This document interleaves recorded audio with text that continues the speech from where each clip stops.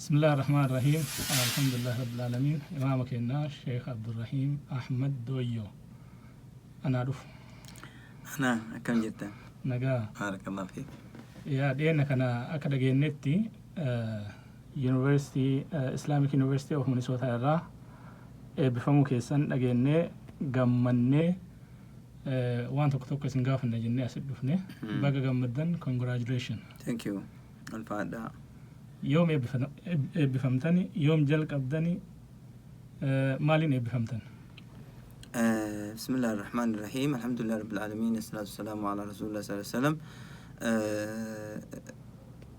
دورا الحمد لله ربي قالني هاجو أني هاجا جلقة بيرتي يونيفرسيتي كان هاجا تين دي قولي وقا لما في ديما almost وقا لما تكون منها فأما في توف 2016 gara dhumaa jalqabe 17 kana akkasuma bahee amma kunillee kun agartee gara dhumaa deemee jira akkas haga jalqabe 2017 I think gara agartee March or January akkas eddusanii jalqabe akkasittiin keessattiin fudhadhe wanni nama ittiin takhassusa godhee usul al-fiqh waan jedhamu usul al-fiqh kuni hedduu barbaachisa ilmi namni ittaajamu keessaa isa tokko ilmi namni ulamaa ittaajamu namni usul al-fiqh hin beeyne irrakkisa hukmii irratti fatwaa irratti waan adda addaa irratti ahkama shari'aa beeku asli furuu addaan beekuu dhabu waan agartee caammiif khaasii addaan beekuu dhabu taqdiimaaf agartee ammootu kanneen waan baay'eetu jira wanni as keessatti ilmiin kun irra nama qajeelchu ilmii kana keessattiin takhassusa godhee maastireetii kiyya isarraa fudhadhee ji'a agartee Desembar kana sandee sagalitti bagoonee achi amma agartee nama hedduutu achitti eebbifamee namni keenan nama tokko jira namni biraa ammoo manni Sumaalee manni adda addaa hedduu jira gara nama 100 jala gayaa san keessaa namni maastireetii qabu gara nama 14ti gara namni doktoreetii qabu nama tokkocha jira namni kuwwan associate degree akkuma jiranii jecha dubartiif dhiirillee kaachitti eebbifaman namni Oromoo sin qofa namni Oromoo anuma qofa maastersiin eebbifamtan maastireetii kee eebbifame ammaan digriin keessan kan dura biyya eessarraa fudhattan digriin kee kan dura International University of Africa irraa fudhadhe Sudan Sudan Khartoum ما شاء الله duraan takhassusni duraanii taariikhaa fi ji'oogiraafii ture takhassusni guddaan kee meejariin kee taariikha ture so seenaa biyya addunyaati moo general Africa miti seenaa addunyaa guutuuti is academic is not Islamic history yookiin agartee waan akkasiitii miti akkitti barsiisan taariikha islaamaa akka isaanitti barsiisan akkama namni islaama taariikha islaama siyaasiidhaan barsiisan bulchiinsa islaamaa ka ture bulchiinsa khulafaa ur-raashidiinaa bulchiinsa umawiyyoota bulchiinsa abbaasiyyoota akkasittiin taariikha islaama siyaasiidhaan barsiisan malee taariikha agartee siiraadhaan barsiisan jiru jaami'aa keessa siiraa jedhanii san wajjiinis agartee taariikha kana taariikha bakka sadii addaan qoonnee al-usuul al-wusta عصر الحجر وعصر الحديث جلاني أدان قودني أغرتي أكاسب بلدان كدورا جزء أمني كاروم مارنجر جزء كولونية لجيران أكاسم أغرتي أصول الوسطى أشون زمان أغرتي الدوغاليس أغرتي أمني ديكو بيكم ساول أرجوج الكبيفي أما أغرتي التاريخ المعاصر أما يرو أما خنا كميتين جرا الدنيا نكمل جيت كجا كسي برسي أنا دان قودني سمسترت أكاسي تبلا تواجه ما شاء الله تاريخ تنقف زنتاني يعني كيستو علمي أكاديمي تكاين بلاتاتور واي غرتي سيكولوجي جرا علم النفس التربوي جاني واي مانجمنت جرا إدارة تربوية جاني كيستو واي إدوكيشن راتي فوكس قد أبروم سيزون مناهج دراسة تربوية منهج أكمل كي توانجر راتي فوكس قد أتور نمني كاري كل ما كمل تكابية توكو وأنا كسيتي بروم سيزون مالي بروم ساغرتي أكانوا تقرأت Islamic study كنامتي Islamic study يعني حاجة شيء نقول يا تكلي وان حديثات وان قرآن أو سوي يعني أركي وقع جه كيسة تاعي شيء بيجي زيسا. so برام سدينا إيش براتني سن برام سدينا بيبرد بيتين علمي حلقة جو شيء كتير مرة علماء أقول دارا بيت برد شو ترى so جامعة سينين درت ما شاء الله برام سدينا بيت براتن biyya eessa biyyattiin baradhee sheekotii adda addaa irra deemee baradhee biyya irra guddoo Baalee keessattiin baradhee Baalee keessatti sheekotii adda addaa akka Sheekh Muhammad Qaadii nama jedhamu akkasuma gartee sheekh keenya Sheekh Hussein Fadiis rabbi rahmataa godhuu fi isaan irrattis sheekotiin gugurdoon an agartee yeroo dheeraa biratti dabarse irra guddaa Sheekh Hussein Fadiisi sheeka keenya shuma qaadiilee irratti qara'ee jira aga 40 akkas irratti mutaalannee egasii booda Sheekh Salaam kanas quraana irra qaraanee jirra. Keessan dhaloonni eessa? Kiyya dhaloonni gara agartee naannoo Adaabbaati. Gara Addiluu jedhan safaraanitti dhaladhe. Akkasi. Asaasa baratan?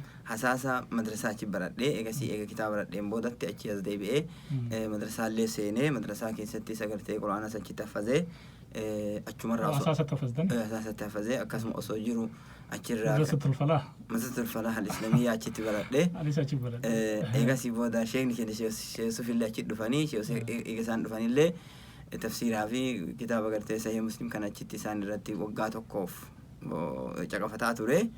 Akkasitti booda ka'ee hireen na fuutee biyya Suudaan deeme biyya Suudaanitti ammoo high school achitti fudhadhe.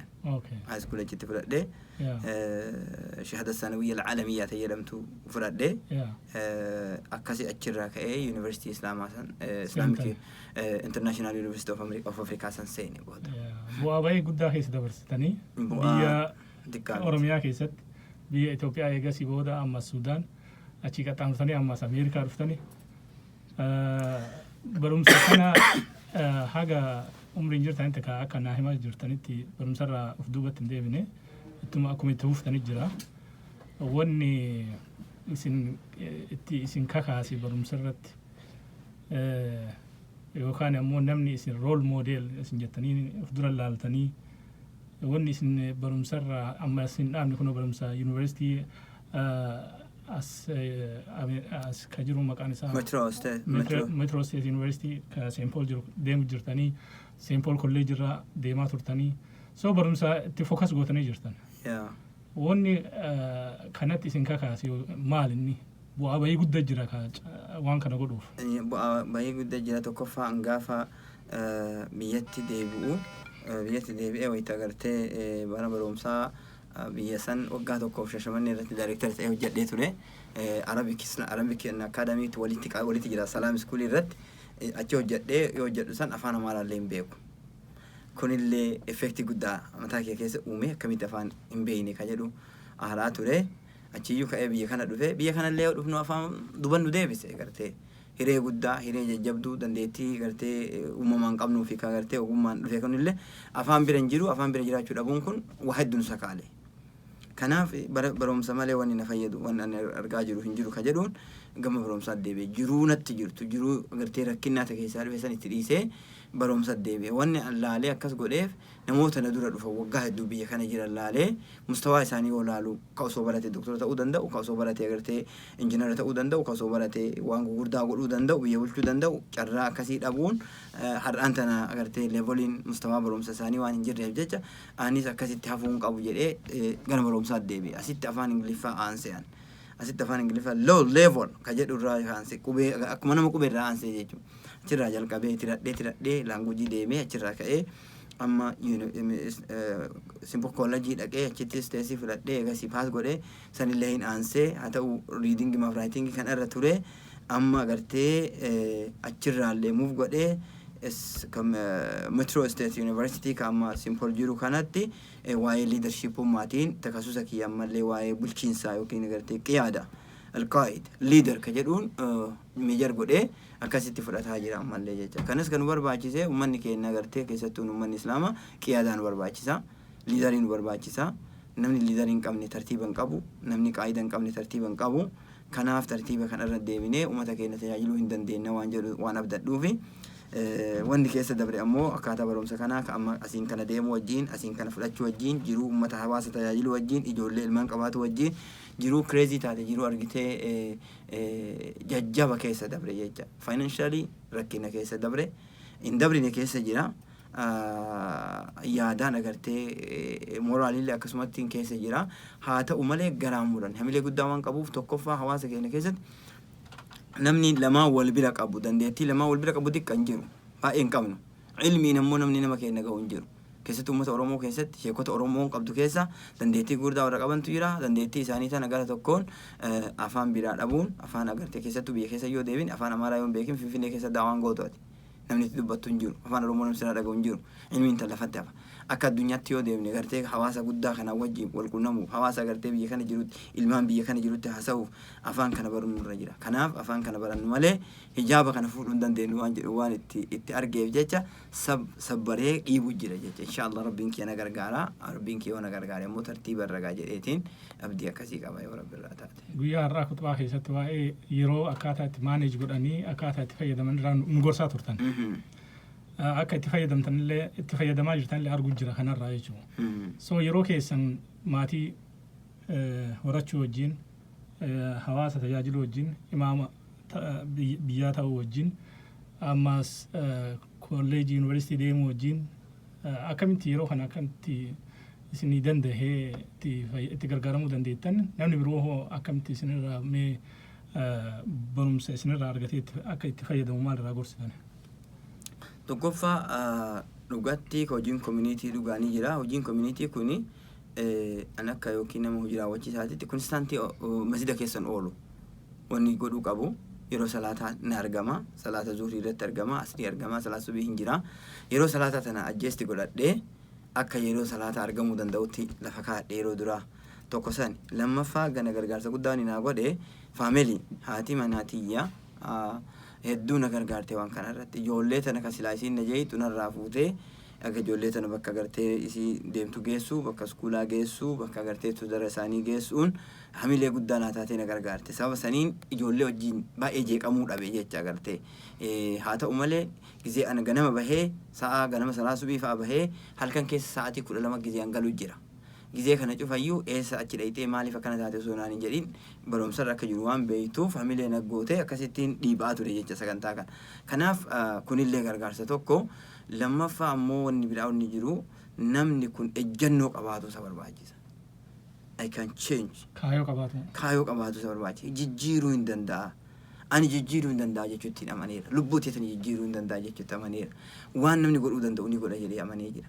San irraa ka'uun aniin kun waan silaa an godhuu danda'uuf jecha karabbillee naa kennee an danda'uuf jecha namni nan geennes na tuffachuu hin qabu. Nama rabbii wal dabarsee uume. Namni marti qixaa miti. Namni wal irra jira. Rabbiin garii caalchise, rizqii keessa wal caalchise, uumaa keessa wal caalchise, aqlii keessa wal caalchise, hubannaa keessa wal caalchise. Yeroo garii ati aalima taatee diinii beeytee namni biraa waan inni beeku sanatti beekuu dhabuuf akka nama waan beeynes ilaala jecha.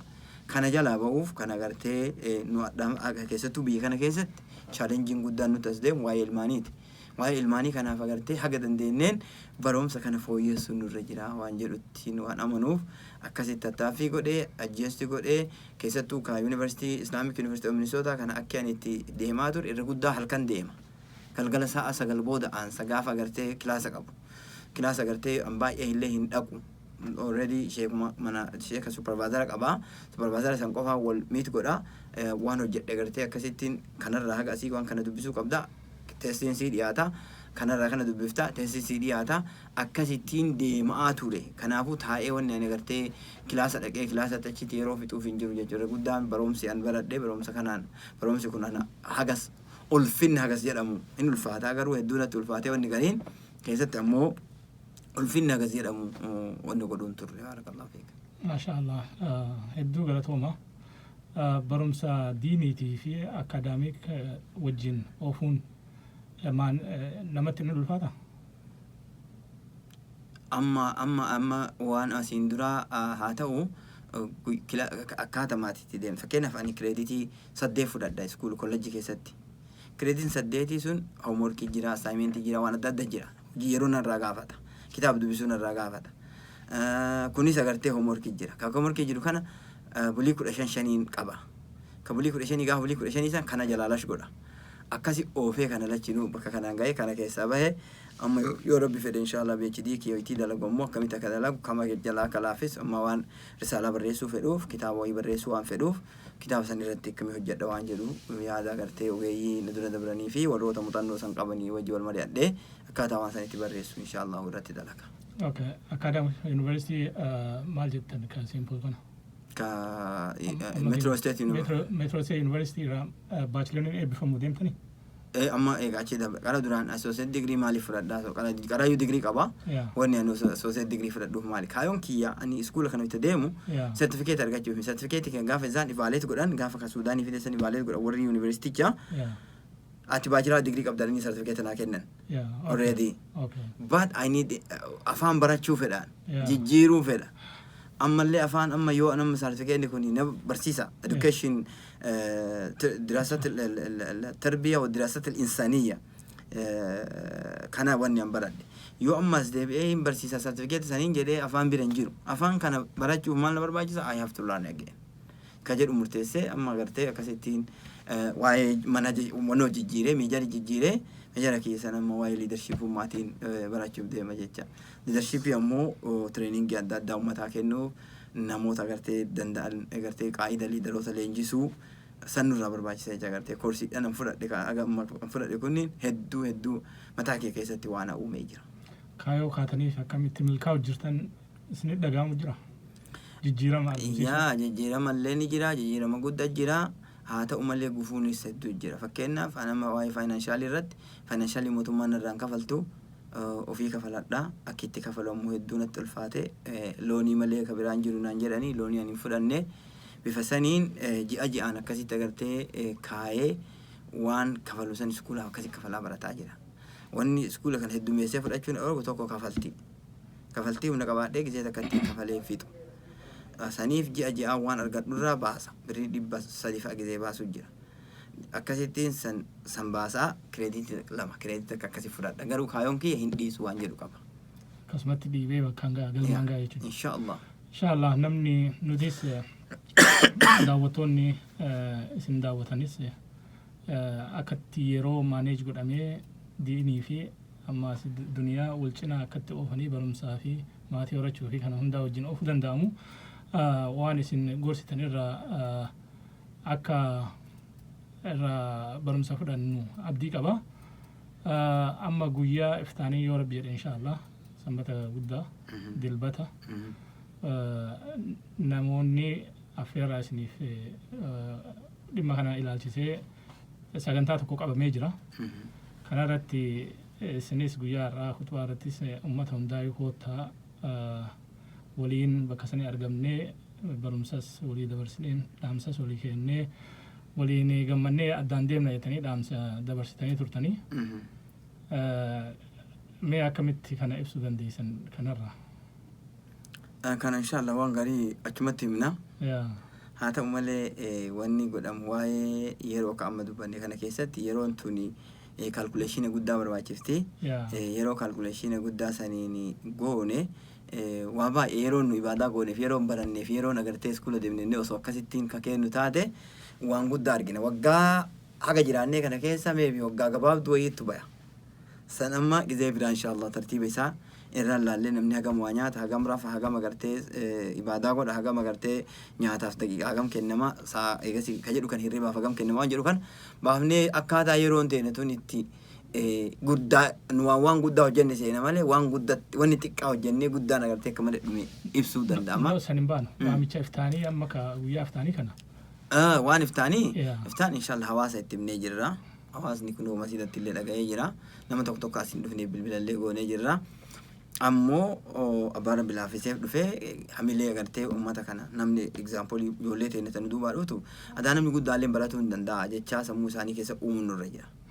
Akkanumaan Sheekh Abdurrahiim barate Abdurrahiim agartee giraajuwee godhee osoo hin ta'in sheekonni illee barachuu hin dandeetti ijoollee xiqqoo tana keessa sheekni adaa iskuula deemuu ni danda'a namni sheekaas waa jijjiiruu barachuu ni danda'a jechuun sammuu namaa keessa haaseentu baratanii dhiisuumi nama kaayoo nagaan kana goonuuf there is no any benefit for this wanni jiru maali nama kana keessatti agartee tattaaffii yoo godhan jijjiiramni dhufuu ni danda'a.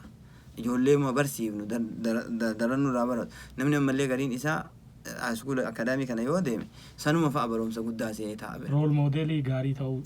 Sanuma akkasii kanallee barachuu ni dandeettanii. Anuyyuu ka akaadaamiillee barataa jira. At the same time I'm learning Islamic study. Kana akkuma san isinis warri agartee baratan you can go academic iskuula deemaa. Islamic University deemuu dandeettanii jechuu dhaamsa dabarsuuf yoonni kana guddaan as keessa jiru jechuudha. Kanaaf inshallah uummanni akka irratti argamee du'aaillee godhee sadarkaa agartee PhD kiyyaas illee itti qophaa'u hamilee nutti godhu barbaachisaa waan ta'eef agartee dubbii tana keessatti inshallah. Inshallah namni hundinuu dhaamsa keessan dhagee akka guyyaa san bakka wal dhiphisee hin dhufne abdii qaba. Bakki Central High School. Central High School. St. Paul. St. Paul. Okay, adreessa yaadattu? Adreesii yaadadhu namni martiin beekaa dheefirraa dhiise. Yaa bakka kubbaa Oromoo itti taphatan. Yaa kana namni wallaalu hin jiru eenyullee jaartii lukaanillee hin dhufan. Nama tokko waan naan jee lukaan dhufa jedhe gartee ani waamin saami lukaan dhufa jedhe. Rabbi jaafidu jedhee na gartee. So hedduu waan gaariidha. Waan guddaa dalaydanii akka itti fuftan abdii qabna. Uummata birootiifis fakkii gaarii akka taatan. Namni isinirraa baratee ammaas ka biroollee akka itti fufu. Yoo yaadattan taate Kolooraadoo gaafa dhufee achi wal agarre. Yaadattu? Yaadadha 2010 ta'ee 11 ta'ee. Yaa around yeroo san. Islamic University of Minnesota jira. Naan jettee turte. Naan jettee turte. Certificate iyyuu ergaa maal naan jedhaa turte. Akka isinii qaddamu. So waan sani yaadadhee yoo isin amma asirraa eebbifamtan hedduu itti gammade. Subhanallah. Dagadhee ilaalchise yaadachise malee. So kanaafuu hedduu gammanne isinis baga gammaddan. Congratulations. Rabbiin ka barakaa ka nama ittiin fayyaddan rabbiin haa taasisu. Dhaamsi isin qabdan maa irratti yoo jiraate. Inshallah salaan illee gahee dhaamsi an qabu hawaasa keenyaan inshallah garaa murannu keessattuu hawaasni muslimtoota barumsa nu barbaachisaa. Barumsi asaas kulli shee'itiif hundee cufaafu jijjiirama maraafu barbaachisaadha. Nu akka gartee iqtisaadiyyan, ijtimaa'iyyan, siyaasiyyan yoo agartee politikaas barbaanne yoo siyaasaa barbaanne yoo agartee ekonomii guddisuu barbaanne yoo agartee ummata jiilii kana haala ummata ka generation kana jijjiiruu barbaanne we need knowledge.